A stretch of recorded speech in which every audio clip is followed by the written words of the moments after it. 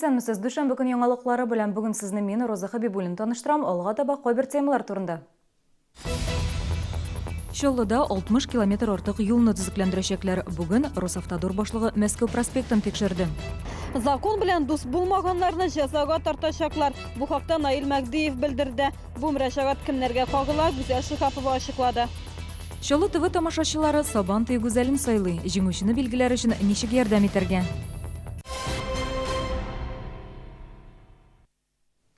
Бүген Россия автомобиль юллары башлыгы Мәскәү проспектын тикшерде. Аны куркынычсыз һәм сыйфатлы юллар федераль проекты кысаларында капиталь ремонтлыйлар. Бу юл хуҗалыгы министрлыгы проекты, аның максаты юлларда иминлекне тәэмин итү һәм иң авариялы участокларны бетерү.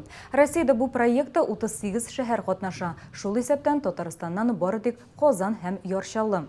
Безнең шәһәрдә 60 чакрым юллар ремонтланачак. Бу Мәскәү, Халыклар дуслыгы һәм Раис Биләев проспектлары. Шулай ук 9 иң авариялы урында да реконструкция узачак. Мәскәү проспектын төзекләндерү барышында тукталышлардагы павильоннарны да сүтәчәкләр. Шәһәр җитәкчелеге фикеренчә, алар законсыз рәвештә урнаштырылган. Исемлектә Лейла, Табак, Акара кибетләре әлеге мини-маркетларның кайберләрендә алкоголь сату өлкәсендә законны да бузганнар. Инспекция белгечләре аларга берничә тапкыр тикшерү белән килгән. Республиканың дәүләт хезмәтләре порталында да бу кибетләрнең исемнәре еш күзәтелә. Теманы Гүзәл Шихапова дәвам итә. Быел 8000 литр легаль булмаган алкогольны кулланудан алганнар. Шуларның 900 литры фанфурикларга туры килә. Ел башыннан 48 кеше алкоголь белән ахуланган, 10 кеше вафат. Әлеге соннарны ишеткәннән соң эшлекле дүшәмбе киңәшмәсендә Наил Мәгдиев закон бузучыларны катгый җәза көтә дип белдерде. И после этого нам кто-то будет рассказывать сказки о том, что нужно бережно относиться к этому, что ли? Иногда так читаешь прессу и думаешь, на чьей они стороне-то? На стороне тех, кто травит народ, что ли? Десятки тысяч, вы заметили? 8 тысяч литров, что ли, да, сказали? 8 тысяч литров. 55 тысяч разовых доз по наркотикам. Каких только безобразий в этой сфере нет. Мәскәү проспекты тукталышында урнашкан Акара мини-маркет алкоголь инспекциясы белгечләрендә Хора исемлектә тора. Якын тирә комплексларда яшәүчеләрдә бирдә алкоголь сату өлкәсендә закон бозуларын раслый. Тукталышлардагы павильоннар шәһәрдәшләрнең күбесенә уңайсызлыклар тудыра. Закон булганнар кирәк түгел инде. Закон эшләгәннәр калса. Алар бит халык нигә автобусларга ниләр мишәйт итә, монда йөргән кешеләр менә бу кибетне мин әле вообще алып куяр идем вообще. Моны үзегез беләсез ни икәнен. Кылмышлар, конечно, движение кылмышлар. Жайсыз чыгарга да жайсыз. Монда әйтмә, постоянно машиналар йөреп тора. Павильон хуҗаларына аларны сүтү турында май айында ук хәбәр иткәннәр. Эшмәкәрләр бу эшне үзләре башкармаганга күрә, киоскларны сүтү һәм утилләштерү белән муниципалитет шөгыльләнәчәк. Моның өчен шәһәр бюджетыннан 500 мең сум бүленәчәк. Гүзәл Шихапова, Ленар Султанов, яңалыклар.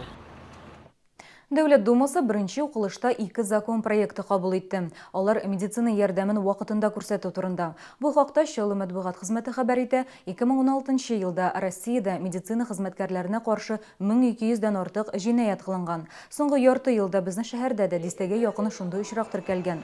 Нәтиҗә буларак зарар күргән табиб медицина ярдәм хезмәте күрсәтә алмый. Закон проекты нигезендә хәзер табибларга каршылык күрсәтүчеләргә җинаять һәм административ җаваплылык кертеләчәк. Моннан тыш аерым бер закон проекты нигезендә ашыгыч ярдәм итү машиналарына юлда өстенлек бирмәүчеләргә административ җаваплылык каралган. Яңа закон буенча җәза 30 мең сумга кадәр штраф һәм 2 елга кадәр машина йөртү хукукларыннан мәхрүм итү.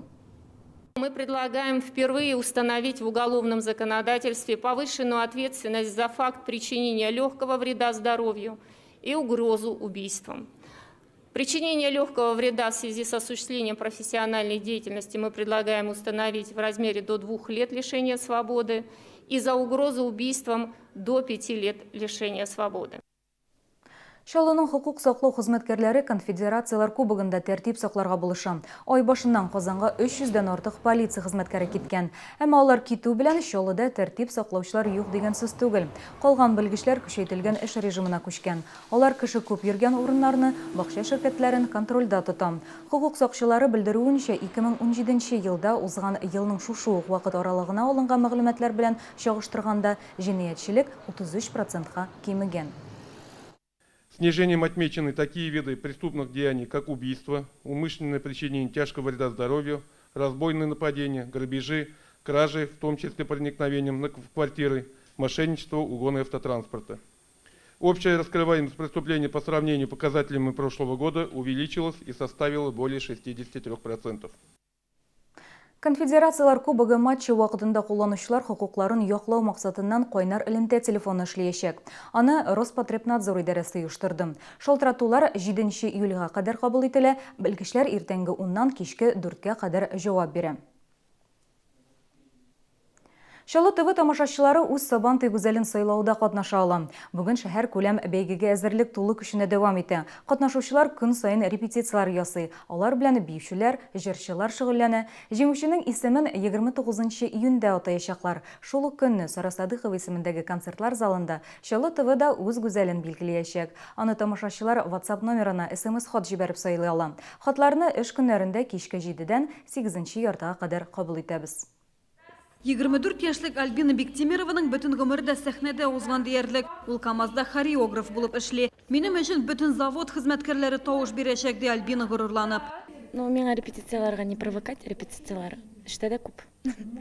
Но тегендә дә монда да резервация итәргә кыенрак. Безнең бик әйбәт коллектив, бергә коллектив белән концертлар куябыз. Айзилә Вахитова иң яшь катнашучыларның берсе. 18 яшьлек студент Алабуга мәдәният һәм сәнгать көллиятендә белем ала. Көн сайын репетицияларга үз машинасында йөри. 10 ел мин музыка мәктәбендә укыдым Алабугада. Хәзер 3нче курсны бетердем көллияттә.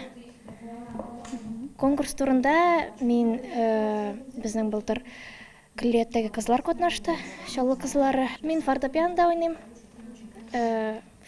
Фортепиано уйнарга да музыка мәктәбендә өйрәндем. Җырлыйм. Ну, гел музыка белән мин. Быел Шалы ТВ тамашачылары да Сабантуй гүзәлен сайлый ала. Ошаган кыз өчен телекомпаниянең WhatsApp номерына хат юлларга кирәк. Җиңүчене 29 июньдә бүләклибез. Бәйгедә катнашучы 7 кызның исеме А хәрефенә башлана. Аларны оештыручылар да кайчак табутый. Шуңа күрә хат язганда кызларның исемен һәм фамилиясын күрсәтергә кирәк. Тавыш бирү кичке 7-дән 8 яртыга кадәр дәвам итә. Гүзәл Шикапова, Ленар Султанов, Яңалыклар. Соңгы мәгълүмат ураза тотучылар игътибарына. Иртәгә 20 июнь Рамазан аеның 25 көне. Шалыда сәхәр вакыты 0 сәгать 45 минутта төгәлләнә, авыз ачу 20 сәгать 18 минутта башлана. Тоткан уразаларыбыз кабул булсын. Бүгенге катнашлар, мин сезнең белән сау булашам. Исән сау булыгыз.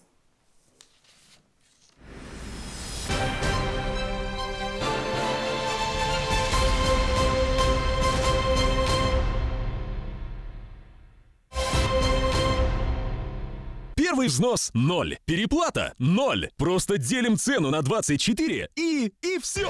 Бери сразу, плати потом. Корпорация Центры Селдом. Все как для своих. В глазной клинике Газизовых акция. С 15 июня по 15 июля проверка детей на близорукость бесплатно. Клиника Газизовых, 1408. Телефон 35 75 75. Твой город, твой парус, твой выбор и твой успех. Уже открыты продажи квартир в новом микрорайоне Парус. Подробности 51 55 71 75 37 74.